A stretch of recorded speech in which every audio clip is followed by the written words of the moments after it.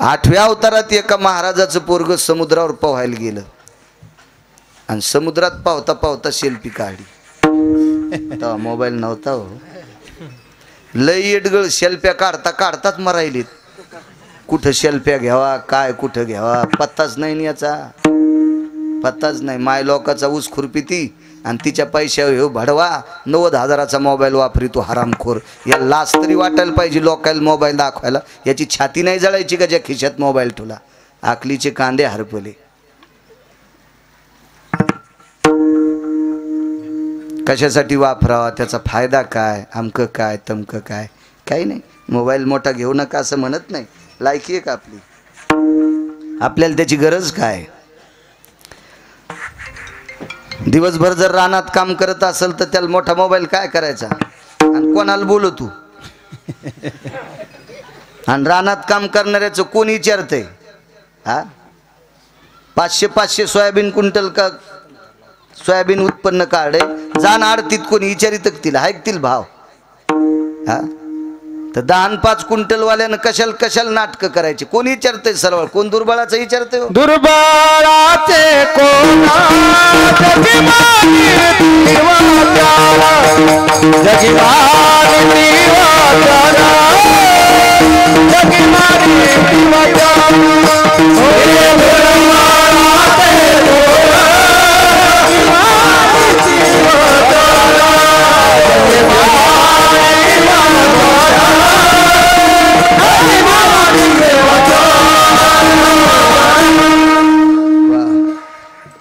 दुर्बळाचं कोण मानतंय.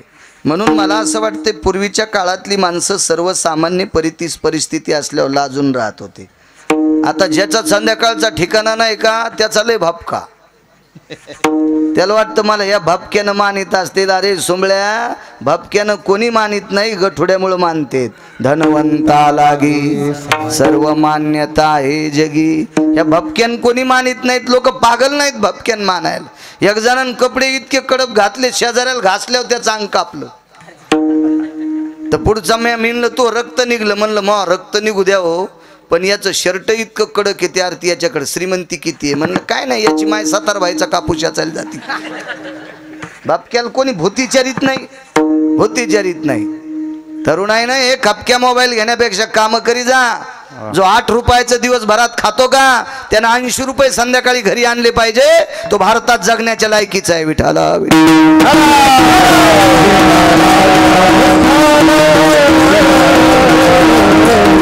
करी जा काम. चला एका महाराजाचा मुलगा समुद्रावर पोहण्यासाठी गेला. झालं नव्हतं पाहिजे. समुद्र पोहायचं ठिकाण आहे का आंघोळीचं. समुद्र कशाचं ठिकाण आहे स्नान करण्याचं तीर्थ आहे समुद्र. पोहण्याचं ठिकाण नाही. गेलं पोहायला. मोठ्याच पोरग होतं. किती मोठा या पृथ्वीवर जितके देश आहेत त्या सर्व देशातला 1 नंबरचा शिक्षण मंत्री. नुसत्या भारताचा नाही पृथ्वीवर जितके देश असतील त्या सर्व देशातला 1 नंबरचा शिक्षण महर्षी.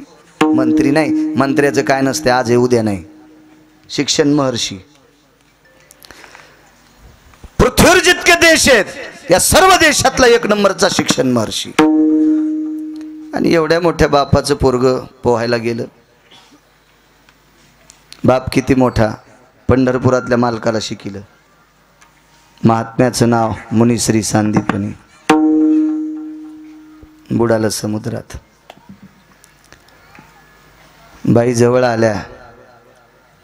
वय कमी होतं पंढरपुरातल्या मालकाचं. विद्यार्थी दशेत होते शिकायला होते. नवल सांगते गुरुमाता होत्या. त्या बाईच्या हातच्या भाकरी खाल्ल्या पंढरपुरातल्या मालकानं 8व्या अवतारात. आणि बाईच्या डोळ्यातलं पाणी पाहिलं. माय आपण रडता कन्हैया माझा बाळ समुद्रात बुडाला रे. प्रेत पण सापडलं नाही. कोणाकडे बघू. महाराज देवानं विचार केला.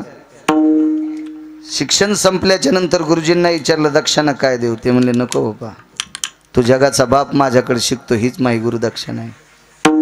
बाईला सांगितलं बाई माय तुम्हाला काय देऊ.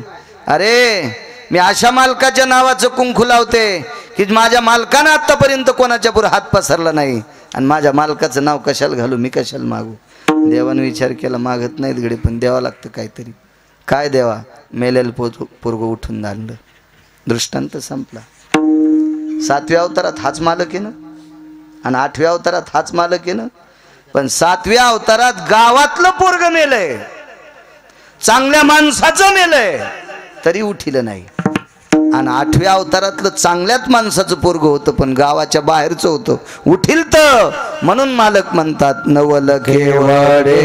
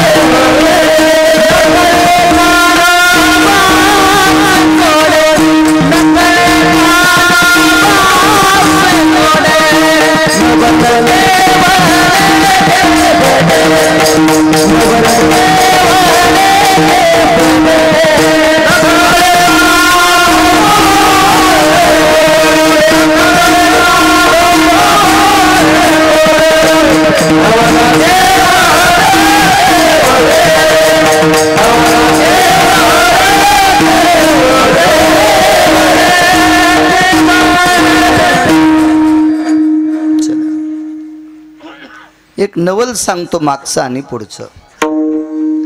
7व्या अवतारात स्वतःची पत्नी हरवली मालकाची. विश्वाची मालकीन सीता आईसाहेब हरवल्या. शोध घेतला संन्याशानं, हेने सीता शुद्धी केली. मारुतीराय सारख्या महान विश्वाच्या पाठीवरल्या 1 नंबरच्या वारकऱ्यांनी आणि पृथ्वीवरच्या 1 नंबरच्या संन्याशांनी पंढरपुरातली मालकीन 7व्या अवतारात सापडून दिली. एक जण मला म्हणलं, महाराज मारुतीरायला 1 नंबरचा संन्याशी कस काय म्हणता? म्हणलं तो काऊन दुखत? मला ते सांग ना, तो दुखत काऊन? नाही म्हणे महाराज, का बाकी काय संन्याशी नव्हते का? म्हणलं ऐक, जेवढे संन्याशी आहेत तेवढ्या संन्याशाचं इंद्रिय त्यांच्या आईनं पाहिले. मग तो भारतातला कोणताही संन्याशी असू द्या, ज्या बाईच्या पोटी जन्माला आला त्यावेळेला त्याला पाहिलं नाही नागडं, तिने आंघोळ घातली नाही. म्हणून जेवढे काही संन्याशी असतील ते बालपणी जे माईच्या पोटी जन्माला आले त्या आईनं ते लेकरं उघडे पाहिले, उघडे. असा एकच संन्यासी आहे की आईच्या पोटातून जन्माला आला त्यावेळेलाच लंगोटी बांधून आणता. नैष्टिक ब्रह्मचर्याची कासोटी, ब्रह्मचर्याची अति गोमटी, हा हनुमंताशी गर्भ कासोटी. क्या बात आहे. प्रत्यक्ष अंजनी माता न देखे दृष्टी, इतर कोण जाणू शकेल. प्रत्यक्ष अंजनी माता न देखे दृष्टी, इतर कोण जाणे. महाराजजीनं जन्म दिलाय, ती बाळाचे इंद्रिय पाहू शकत नाही, दिसत नाहीत तिला. लक्षणावून ओळखीलं पोरग आहे का पोरगी. म्हणून 1 नंबरचा संन्याशी. आणि त्या संन्याशानं सीताई साहेबाची शुद्धी आणली. सांगितलं अशोक वाटिकेत सीताई साहेब पलीकडे जायचे, जावा कसा 18 पद्म बांधर 72 कोटी रीस 56 कोटी गोलांगुळ. समुद्र बांधावा लागला. पंढरपुरातल्या मालकाचं समुद्रानं ऐकलं नाही. ते म्हणला माई पोरगी सांभाळली नाही, काय जावायचं ऐकायचं. सीता कोणाची कन्या? समुद्राची. राम कोणीत समुद्राचे जावाई. आणि पोरील त्रास दिल्यावर सासरा जावायला हार घालीत असतो का? घालीन ना चपलाचा. पोरीला त्रास द्यायला सासरा जावायला म्हणतो का बरं झालं जावाय बापू या गावरान तू पण पोळ्या खाला. मग हे तुमच्या माझ्यासारखे जर सासरे जावायची किंमत करीत नाहीत बाप्पा पोरीला त्रास दिल्यावर तर तो समुद्र आहे, तो कसा रामचंद्रांना मानीन. नाही म्हणले मी काय रस्ता देणार नाही. मिळाला रस्ता पण संन्याशाने केला. प्रभू रामचंद्राला सेतू बांधणं झाला असता का? नव्हता. लिहिलंच नव्हतं तसं, लिहिलंच नव्हतं. पण असे भक्त भेटले, काम केलं पण भाकरी पण खाल्ल्या नाही बापू. पाला खावणी वाहिले पर्वत, पाला खावणी वाहिले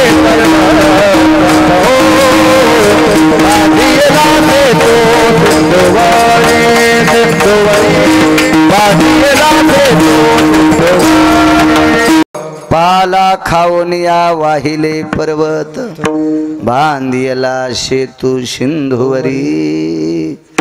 काम जरी केलं तर भाकरी मालकाच्या खाल्ल्या नाही आणि भजन केलं तरी भाकरी खाल्ल्या नाही. केवळ वनीचे वनचर, पाले खावीर वानर. चारी मोक्ष त्यांचे किंकर, सवे सुरवर वंदिती. पालाच खाल्ला आणि अशा लोकांच्या साह्याने समुद्र बांधला, लाखो पर्वतन दगड टाकून. पण पंढरपुरातल्या मालकाला चिमुटभर माती टाकता नाही आली. चिमुटभर. एक खडा टाकला तर बुडाला गेला. एक खडा टाकला तर बुडाला गेला. बघा नवल पुढचं. दगड चलत येत का? मातुड चलत का वाळलेलं? नाही. वली माती पाण्यात वाहून वाळलेली चलती का? आणि दगड चलत येत का? महाराज पुढं आलं की स्वतंत्र कारभार. निवृत्तीनाथ, सोपानदेव, ज्ञानोबराय, मुक्ताई साहेब भिंतीवर बसल्या. काय नवले. एक जण म्हणला भिंत चलत असती का? म्हणलं सुंबळेच कर तू. तो डोकं खराब झालं का? भिंत कुठं चलत असती का? चलत नसती, चलिली. ज्ञानियाची भिंत केवोनी, ज्ञानियाची भिंत केवोनी. प्रसंग पा किती गोड आहे राजे हो. काय नवल आहे. पंढरपुरातल्या मालकानं एक पर्वत जर पाठीवर घेतला असता तर सगळी वानर पर्वतावर बसले असते आणि पुढं चलीत पर्वत लंकेत नेला असता. लिहिलं नाही वाल्मिकानं. पारतंत्र्यातला अवतार आहे आणि इकडं अंगातलं शर्ट काढलं आणि भिंतीच्या खाली पाठ लावली. ज्ञानियाची भिंत अंगी ओढी. मग असं तिथं वाढता येत नव्हतं का? नाही. इकडं वळडय नवल केवळे. काय नवलाची बाब आहे महाराज. किती नवले, किती नवले. इंद्रजित कोण होता? रावणाचा मुलगा आणि लक्ष्मणाचा जावाई. गोड नातं. इतकं कोमल नातं असतं का गणेश बुवा? जावाई सामान्य नातं आहे.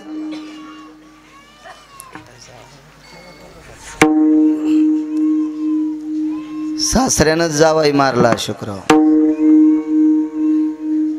पण मारल्यावर कळालं आपण पोरगी विधवा केली.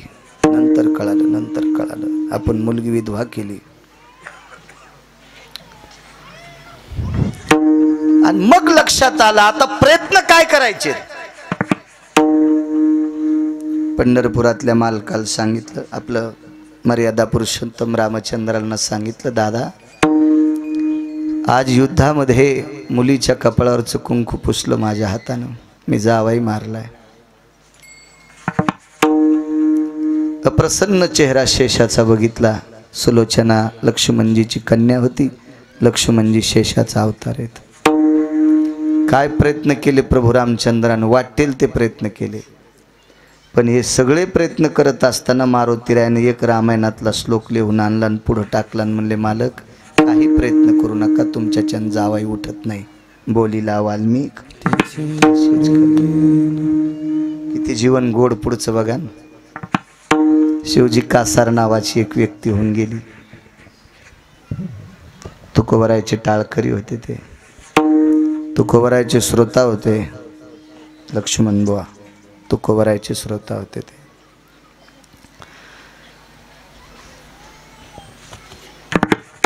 जवळच तुकोबरायचं कीर्तन चालू.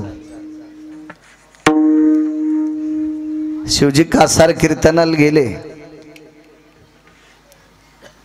आणि घरी दुःखाचा डोंगर कोसळला. एकुलता एक चिमुकलं पोरग मेलं. गणेश बुवा निष्ठावंत वारकरी, पोरग मेलं. शिवजी कासाराची निष्ठा किती होती आणि तत्व किती होतं याच्या दोन गोष्टी ऐका. नवल सांगतोय मागचं आणि पुढचं. सोनबा ठाकूर तुकोबरायच्या कीर्तनात पकवाज वाजवायचे.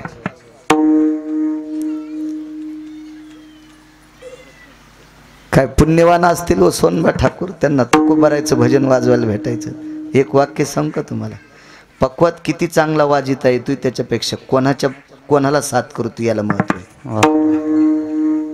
एक जणाच्या हातामध्ये प्रत्यक्ष गंधर्वाची कृपा, इंद्राची कृपा. इंद्र म्हणजे वाद्याची देवता आहे, पण तमाशात ढोलकी वाजित होता.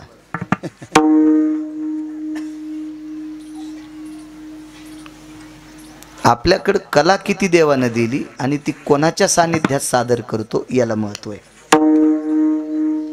आपल्याकडे संपत्ती किती, आपण जीव घालतो कोणाला घालतो याच्यात महत्व आहे आणि कशात घालतो.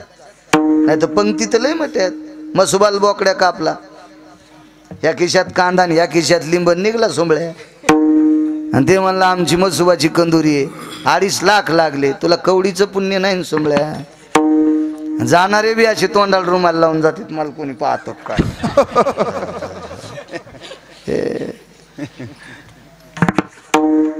हे ऊस कुरतडून आलेले कुले आपण कुठं उडवतो याचं महत्व आहे.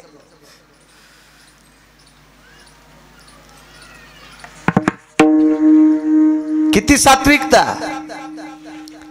सोनबा ठाकराला ना एकदा विचारलं होतं, तुम्हाला तुकोबरायच्या कीर्तनात नवल सांगतोय. मी इंद्रजिताचं चरित्र सांगितलं तुम्हाला, आता पुढचं ऐका. दोन्हीचा संदर्भ लावून देतो. किती मुक्त आहे आणि इकडं किती पारतंत्र्य आहे, इकडं किती स्वतंत्रता आहे आणि इकडं सुनाचा अवतार आहे, इकडं सासू आहे. आणि सुनेतला आणि सासूतला फरक सांगू का. सुनाच्या हातानं कंदील फुटला तर म्हणली काय उठाडावानी चालायली माय. माय बापानं हेच शिकिलं का बाई, धडकाच दे आली. आता तिने मुदाम फळडा का निष्ठाला हातातून काय चलती बाई, शेपरलेल्या मेंढीवानी काय सासू बोलायली. बाई बाई बाई बाई बाई पाहणं जशा हिच्या हात पायाचा गळहाटा झालाय. हो खाला कमी कशी टरबुजावानी सुटली बाई, अंग रेलं खानलाव पडीन कंदील पडला. इतकं बोलली हो त्या सुनाला. आणि सासूच्या हाताने कंदील फुटला, त्या कंदील फुटला. अगं दिसणं गेलं त्यानं, त्याचा काच काळा झालता आणि काय करायचं ते ह्याच फळडा. पहा किती शहाणी आहे, हिला पिराला कापायला पाहिजे. हो पिराला. म्हणजे मला म्हणायचं की सासू किती स्वतंत्र, सून किती पारतंत्र. 7वा अवतार म्हणजे सून आहे, 8वा अवतार म्हणजे सासू आहे, स्वतंत्र आहे महाराज. आणि नुसती सासू नाही, मागचं ऋण फेडण्यासाठीच अवतार आहे बापू. ऋण फेडावा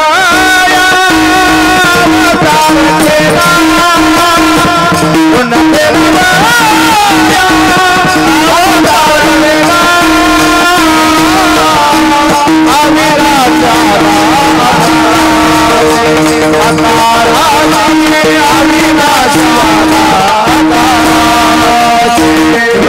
ऋण फेडावयावतार केला, अविनाशी आला कराशी.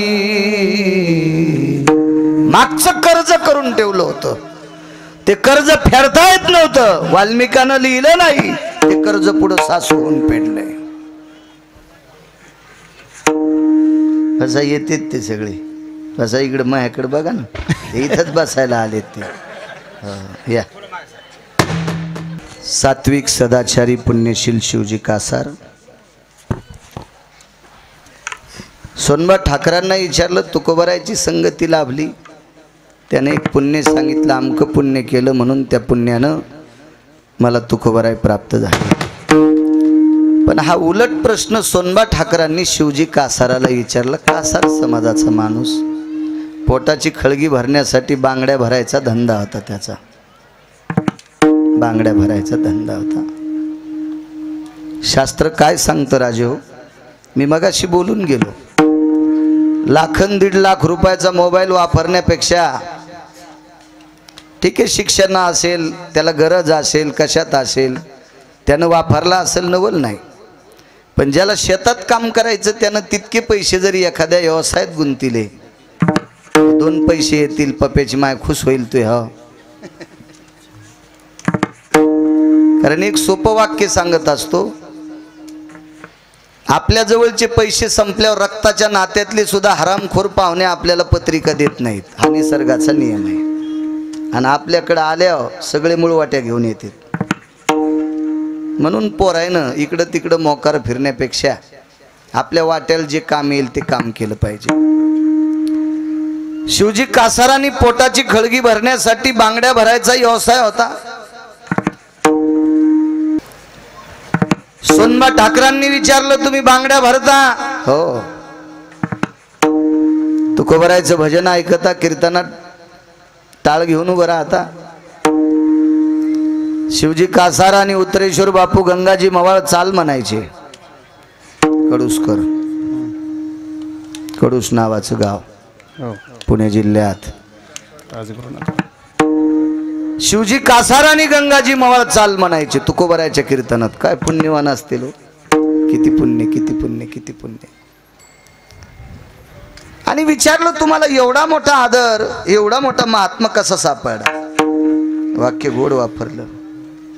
शिवजी कासारानं सांगितलं, सोनबा ठाकूर, मी जिच्यासोबत लग्न केलंय ती स्त्री ओघळता जगात सौभाग्याचा चुडा महाराष्ट्रातल्या बायकांना भरत असताना जी वयानं मोठी आहे तिला माय म्हणतो, जी कमी वयातली आहे तिला बहीण म्हणतो, आणि जी फार कमी वयातली आहे तिला लेक म्हणतो.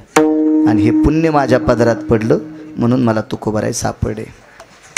आपल्या संप्रदायात अभ्यास किती ते बघायचं नाही, आचरण किती चांगलं आहे ते बघायचं. एक जण म्हणला मला गाता चांगलं येते. गाता तर तमाशातल्याला बी येतं ना बायासाहेब. अजूनही म्हातारी बोट वाजितेत गाणं लागल्यावर. 90 वर्षाची गुड घ्यावं बोट वाजितेत जुने गाणे, त्याला गाता येत. गुलजार नावाचा मुस्लिम समाजाचा माणूस होऊन गेला. अशोकराव त्याला ऑस्कर पुरस्कार भेटला. आतापर्यंत आपल्या काय केलं भेटला का बापू? ऑस्कर पुरस्कार हा जागतिक लेवलचा असतो, बऱ्याच लोकांना भेटला फिल्मी सृष्टीतला. गुलजार हा मुस्लिम समाजाचा गायक होता, पण तोही पांढऱ्या कपड्यावर तिथे गेला.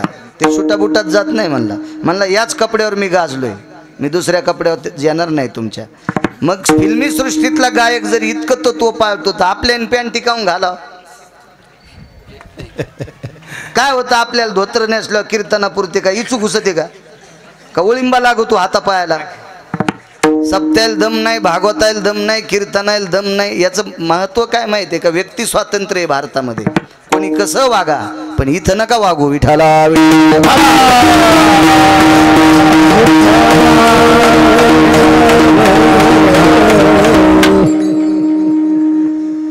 म्हणून तुकोबरायच्या कीर्तनात चाल म्हणण्याचा योग येतोय. पक्वात किती वाजित आहे तू, गाता किती येतं, कीर्तन लोक तो किती ऐकत आहेत, त्याच्यापेक्षा तुझं आचरण किती गोडे याला महत्व आहे. आपल्या संस्कृतीत देखाव्याला किंमत नाही, आचरणाला किंमत आहे. आणि ज्याचं आचरण गोड आहे का त्याला कुठं जा. महाराज नारदाचं आचरण शुद्ध होतं बयासाहेब, म्हणून राक्षस सुद्धा पाया पडत होते. राक्षस सुद्धा किंमत असते चांगल्यांना. तुकोबरायचं कीर्तन चालू, योगायोगाने टाळ संपली आणि शिवजी कासाराला खाली बसण्याचा योग आला.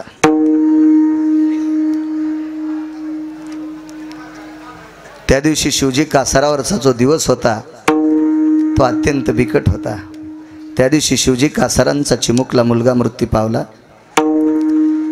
शिवजी कासार कीर्तनात बसलेले आहेत. शिवजी कासाराच्या पत्नीनं मांडीवर पोरग घेतलं, रडू लागली. बघता बघता शेजारनी पाजारनी सगळ्या जमा झाल्या. काय झालं? माझं बाळ गेला म्हणे. वा. मालक कुठे आहेत तुमचे? तुकोबरायचं कीर्तन काही अंतरावर आहे, 2-3 किलोमीटर इथं गाव आहे, तिथं तुकोबरायचं कीर्तन आहे, कीर्तनासाठी गेलेत. ते येईपर्यंत अंत्यविधी थांबवायची. शिवजी कासाराची पत्नी इतकी सात्विक होती. तुम्हाला एक सांगू का, ज्याच्या जीवनात बायको सात्विक आहे त्यानं म्हणायचं मी स्वर्गात आहे, आणि ज्याच्या जीवनात बायको खट्याळ भेटली ते बंगल्यात राहत असला तरी त्यानं म्हणायचं मी मसन वाट्यात आहे. कर कसे संग